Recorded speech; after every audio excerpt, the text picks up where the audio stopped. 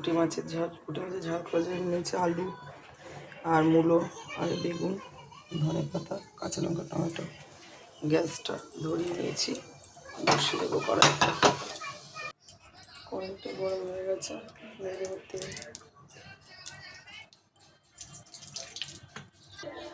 দিয়ে দেবো পুঁটি মাছটা।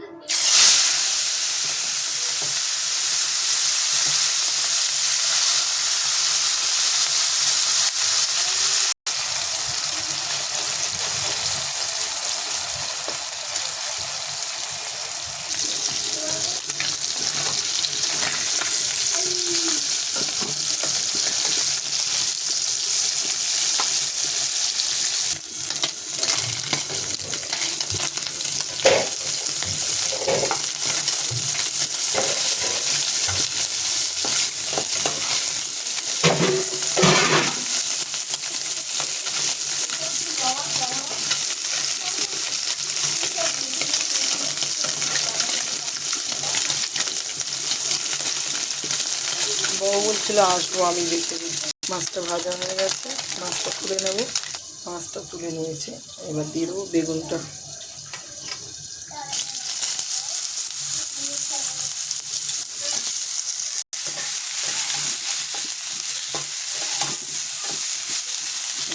গ্যাসটা কমিয়ে বসিয়ে দেবো, গ্যাসটা কমিয়ে ঢাকা দিয়ে দেবো।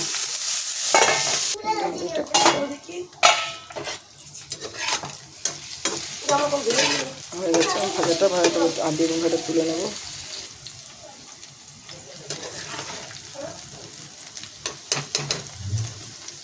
বেগুন ভাজাটা তুলে নিয়েছি, দিয়ে দেবো তেল। আচ্ছা, এই যে কালো জিরে দিলাম, দিয়ে এই যে আলু আর এটা পেঁয়াজ দেবো না, আলু আর মূলোটা দিয়ে দিলাম।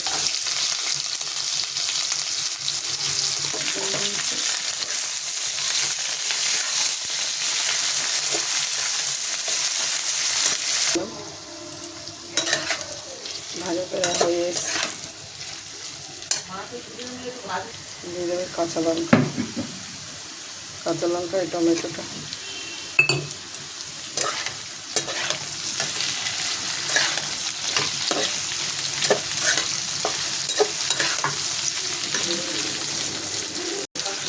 হলুদ,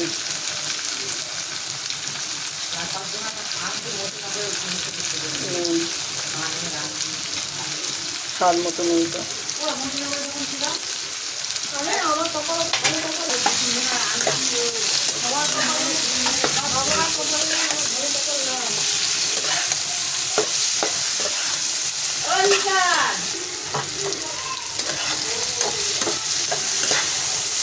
এটা আমি একটু স্লাইড দিয়ে দেবো।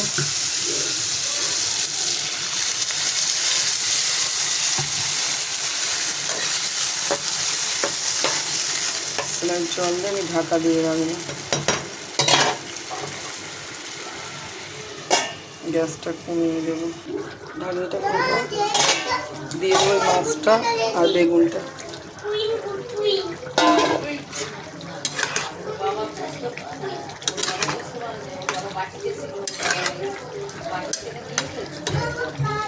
এবার আমি গ্যাসটা বাড়িয়ে দেবো, আবার ঢাকা দিয়ে দেবো, খুলে দেবো, দিয়ে দেবো ধনে পাতাটা।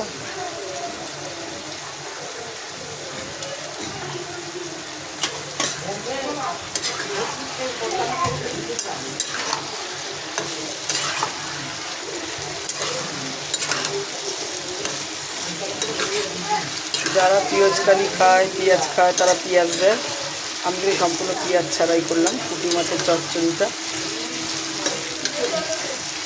দেখুন কেমন কালারটা হয়েছে। আবার ঢাকা দিয়ে দিই, না ঢাকা দেবো না, উল্টাবো। দেখুন